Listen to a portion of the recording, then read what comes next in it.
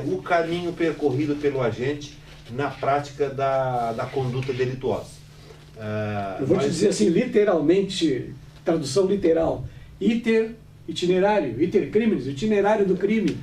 Bom, então o agente, quando pratica um crime, o crime ele inicia e ele tem um caminho a ser percorrido. Até a consumação final. Até a consumação final. Bom, então se diz que se o agente inicia a prática da ação delituosa, e essa ação chega ao seu termo, chega ao seu final, ele percorreu todo o iter criminis correspondente àquele crime, e aí o crime se diz como crime consumado.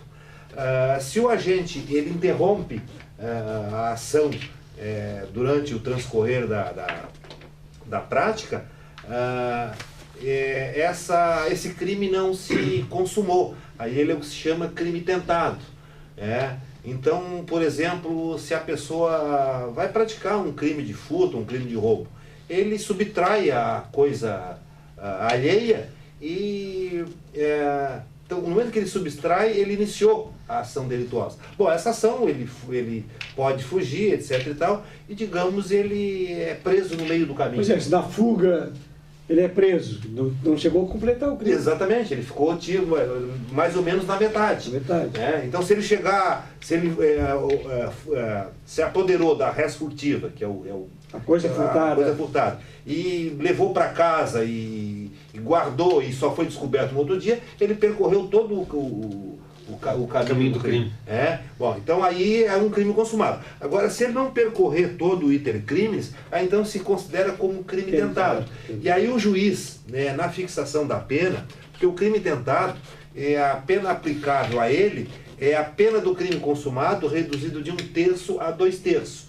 Aí o critério que é muito utilizado na fixação dessa diminuição, o caminho percorrido. Bom, se ele estava na fase inicial, ele foi flagrado iniciando o furto. Aí o iter crime percorrido foi muito pequeno.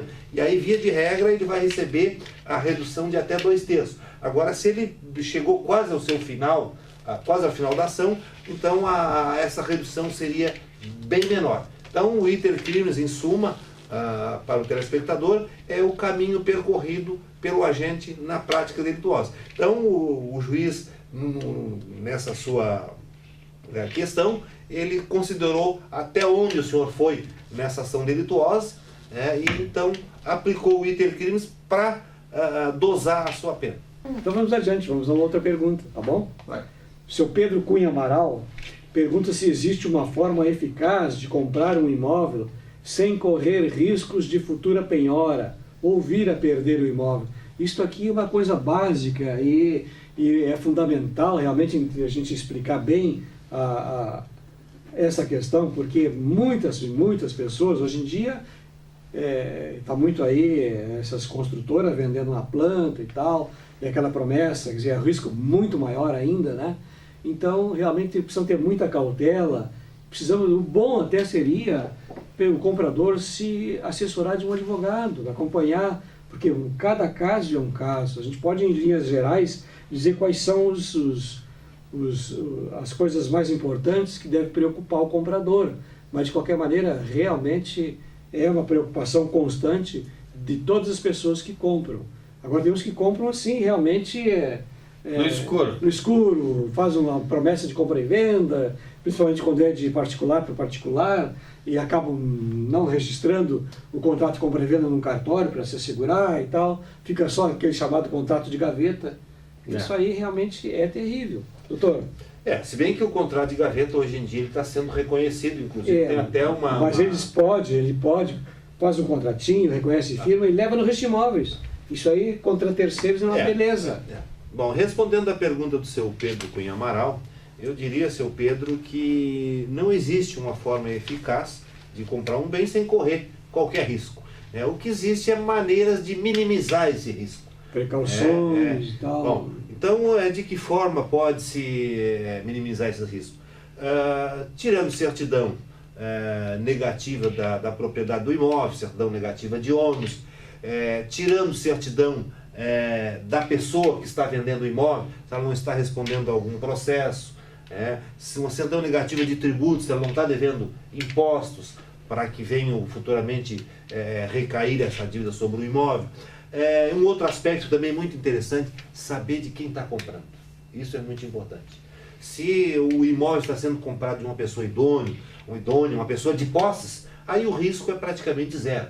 Né? Coisa muito importante que ele está dizendo assim, ó, se a pessoa tem outros imóveis, então não há problema. Agora, se a pessoa tem só um imóvel, aí tem que ter cuidado muito maior. Cuidado redobrado, exatamente então, isso. Né? Então, agora uma pessoa, por exemplo, é dona de 50 imóveis. Então, uma aquisição do imóvel de uma pessoa nessa condição, o risco é praticamente nenhum. Porque fraude à execução aí não há como ser decretada, porque o restante do patrimônio dele vai garantir. Eu até tive uma vez um cliente meu que estava vendendo um imóvel em Capão da Canoa e o comprador estava muito preocupado com as certidões de negativo, que ele estava respondendo a um processo, etc. Tal. Aí eu falei com um advogado da parte contrária, disse, fulano, pode comprar esse imóvel sem qualquer risco, pode comprar de olhos fechados. Porque faz o seguinte, só pede a cópia da declaração de renda do vendedor. Ele tem 50 imóveis, tem até fazendas. Então o risco aí esse processo que ele está respondendo é uma ninharia, então não há risco nenhum e o negócio acabou se realizando. É até interessante essa questão das certidões negativas, que até um tempo atrás, salvo engano, não sei se foi em 2010 ou 2011, quando foi implantada na Justiça do Trabalho a certidão negativa de débitos trabalhistas. Por que foi importante essa certidão negativa de débitos trabalhistas? Porque a Justiça do Trabalho, como todo mundo sabe, ela tem o caráter de indenizar ou pagar o empregado que trabalhou. E essa indenização normalmente tem caráter alimentar. E ela prevalece sobre diversos aspectos, inclusive sobre a venda, né, de um imóvel, mesmo que tenha essas certidões negativas federais e estaduais. Mas, por exemplo, se um empregador vendeu o imóvel com a intenção de desfazer daquele imóvel para não pagar essa dívida trabalhista, a Justiça do Trabalho tinha um entendimento que era uma fraude contra credores, né, ou fraude à execução, como disse bem o doutor Aloysio, e anulava essa venda. Eu vi inúmeros casos e existem inúmeras decisões judiciais, mesmo que o comprador tenha tido a boa-fé na aquisição desta compra. Esta boa-fé na Justiça do Trabalho não tem os mesmos olhos que na Justiça Civil. E aí criava digamos, uma insegurança jurídica. Então essa certidão negativa dos débitos trabalhistas que foi implantada pela Justiça do Trabalho, ela é de grande valia. Eu acho que hoje é imprescindível qualquer imóvel, qualquer bem, até automóveis, né? Ainda que se valha a tradição na venda do automóvel, que se verifique, né, os débitos do antigo proprietário. Como disse o doutor Aloysio, daqui a pouquinho o cara só tem aquilo ali, está se desfazendo para não pagar nada, né? Agora eu tenho, em relação a esse aspecto que o doutor Felipe falou da fraude à execução lá na Justiça do Trabalho, eu tenho notado que tem havido uma tendência a modificar aquele entendimento literal que existia antes. Antes, vendeu o imóvel, estava respondendo a um processo quando foi alienado o imóvel, fraude à execução, sem sombra de dúvida. É que agora foi editada uma súmula 375, alguma coisa do STJ, que diz que quando adquirido o bem, não havia nenhuma restrição na matrícula, presume-se a boa-fé, presume-se o terceiro como boa-fé, salvo prova em contrário. Aí tem que fazer a prova da má-fé. E fazer prova de má-fé. Esse é um dos entendimentos, mas ainda na Justiça do Trabalho, porque por toda uma inversão de ônus de prova e tal, e inclusive por ter o caráter alimentar, existem inúmeras decisões assim como... Está havendo assim uma leve tendência, modificando assim aquele entendimento mais rigoroso que tinha anteriormente. Mas isso até é um alerta para os advogados, e eu, nas minhas execuções, por exemplo, faço muito, e até para o telespectador saber, que existe um dispositivo legal, que é o artigo 615-A, né, do Código de Processo Civil, que quando a ajuizada a execução ou no cumprimento de sentença, pode qualquer uma das partes tirar uma certidãozinha no cartório e levar para os registro de imóveis, registro do Detran, por exemplo, e pelo menos não fica indisponível, pelo menos já existe a anotação que aquele imóvel ali, que o credor sabe que existe aquele imóvel e que ele não poderá ser vendido sem que antes tenha o pagamento dessa dívida. Isso eu acho que é uma evolução. A tendência da execução ela é diminuir esse tempo, porque o nosso processo ele é um processo que tem um conhecimento que leva a pessoa a receber que existe alguns direitos a serem pagos e depois tem que cobrar. E aí que é o cobrar que é, para nós advogados, que é o mais difícil. Né? Tudo acaba num processo de execução. Né? Exatamente. A execução trabalhista realmente ela é bem mais rigorosa, ela protege muito o dinheirinho do empregado, né? Aí eu digo muito para os meus clientes. Justo em termos, né? Porque às vezes... É justo também, né? Essa questão do terceiro de boa-fé que compra, realmente... Esse também tem que ser olhado. Não, agora aquela questão da obtenção das negativas, inclusive, é uma exigência legal. A lei diz que a parte para vender imóvel tem que ter negativa dos fóruns, etc. E tal. Pode ser dispensada, mas aí eu estou assumindo risco, claro. Exatamente. Pode ser dispensada, mas eu digo sempre aos meus clientes a questão da execução trabalhista, ela pega o credor embaixo da cama escondido sempre. Uma brincadeira, lógico, mas é uma verdade. Porque o devedor, tu quer dizer. Isso, o devedor.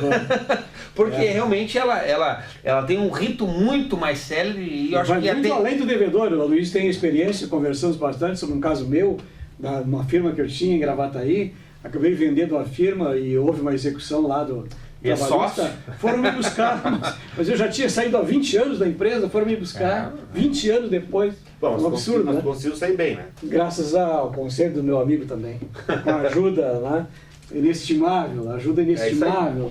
Tá? Então vamos a uma outra perguntinha aqui. O telespectador não se identificou, informa que a sua declaração do imposto de renda, vejam, a banca é eclética, né? Agora vamos nós temos aí o tributário, hein? Direito tributário. Caiu na malha fina. Esse é o terror de todos os contribuintes, cair na malha fina. Pô, eu tinha dinheiro para receber, não recebi. Será que eu não caí na malha fina? É possível. Opa!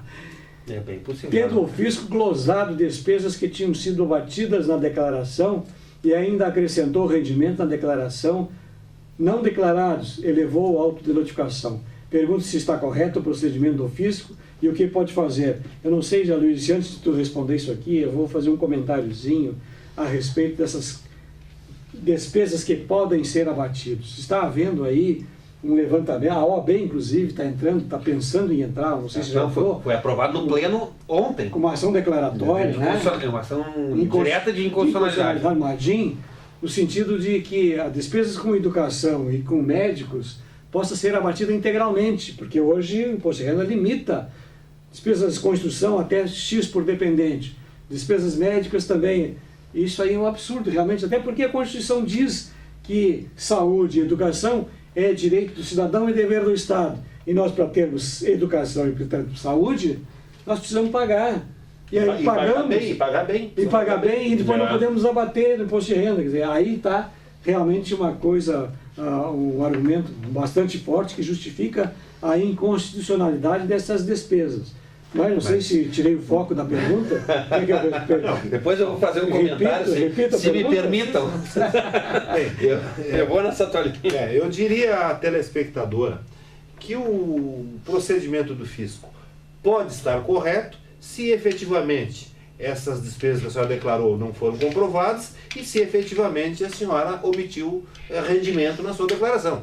Se ocorreu realmente esses fatos, o fisco agiu de forma correta. Agora, se o fisco não agiu de forma... se efetivamente essas despesas que a senhora tinha, a senhora tem comprovante dessas despesas, então o procedimento do fisco não está correto. Dentro dos limites ainda, dentro dos limites, exatamente. Bom, pode também, por exemplo, de repente, as despesas não terem sido comprovadas, mas não ter havido a omissão de rendimento. Eu tenho observado, observado que várias pessoas, às vezes, declaram o rendimento numa coluna equivocada. O rendimento era para declarar na coluna tal, eles declaram uma outra. Aí o que acontece? O fisco tributa depois na coluna correta. E isso é um procedimento equivocado, porque, na verdade, está acarretando, acarreta um bis in idem, ou seja, um tributo está sendo pago o imposto 2 vezes, o que é vedado legalmente. Então, a sua pergunta depende de uma série de circunstâncias. Se a senhora realmente não tinha os comprovantes, as despesas então foram corretamente glosadas para o leigo, que talvez não saiba o que é, glosar é desconsiderar ela no abatimento da declaração. E a omissão do rendimento, a pessoa recebeu um dinheiro e não declarou que recebeu esse dinheiro. Então, se ocorreu essa situação, a senhora tem o comprovante das despesas médicas e tem o comprovante de que não recebeu aquele dinheiro que o fisco alega ter sido omitido, a senhora ingressa com ação, pode ser até no Juizado Especial Federal, que é rápido e sério. Depende do valor, em 30, 90 dias já tem decisão judicial, e o fisco e o juiz federal então vai analisar isso. Se a senhora apresentar essas provas, o juiz vai tornar sem efeito, vai anular essa notificação que o fisco fez e vai mandar cancelar esse débito. Então, a gente vê essa questão da Receita Federal de forma voraz, né? Como eles verificam situações que às vezes pode ser partida por um equívoco, né? Botou num campo lá, glosa e tributa e multa muitas vezes, né? Toda infração vem acrescida de multa, juros. E aí o imposto no mínimo dobra. Se o imposto é 10 mil, eu queria falar, eu dar um exemplo, um valor de 2 mil, daqui a pouco o cara está pagando quase 5 mil. Exatamente isso. Agora, assim, cair na malha fina também não é desesperador, no sentido de que tu pode retificar a tua declaração de renda, enquanto não feito o auto de infração, tu pode retificar a qualquer momento, administrativamente. Não, pode modificar e a malha fina nada mais é o que é. O fisco abre um procedimento e chama o contribuinte para fazer a comprovação. Para corrigir. Exatamente. Não, para fazer a comprovação daquilo. Comprovação. Apresenta os comprovantes das despesas médicas. Comprovado, e ele então endossa aquela... Não, até eu volto a falar a questão da SADIM, da OAB, como o Dr. Celso falou, e até tem uma brincadeira, né, que fizeram aí, dizendo que hoje o Estado quer o cidadão burro mesmo, né, porque botar silicone em bunda pode deduzir integralmente, mas agora estudo, nem pensar. Agora vamos dar um alerta, já que essa pergunta era sobre imposto de renda, vamos dar um alerta ao contribuinte, no sentido que toda declaração de renda que tem uma despesa médica muito elevada, a declaração certamente cai na malha. Porque o fisco entende que não é comum a pessoa ter uma despesa muito elevada. Eu me lembro quando eu fazia imposto de renda, tinha um dentista que realmente, ele como dentista, tinha várias despesas como dentista, ele sendo dentista, mas despesas enormes, e os coleguinhas, né, trocando recibo. Não, mas logicamente ele tem que mostrar o cartaz dele, né, que é a apresentação dele aos dentes, tá certo? Ele está com os dentes. Imagina aqui no cabeleireiro e o cara tá todo descabelado lá. Não, mas o problema é o seguinte, o dentista não pode arrumar o próprio dente. Exatamente, também concordo. Tudo bem, mas não exagerar nessas despesas, né, porque o dentista, né, pressupõe-se que cuide do seu dente. Ele gosta de um bom dentista, um dentista caro, de nome. Não, essa questão das despesas médicas realmente tem uma proporcionalidade. Quanto mais jovem, menos as despesas médicas podem integrar a declaração do imposto de renda. Um alerta ao nosso telespectador. Então, vamos adiante? A dona Adeline...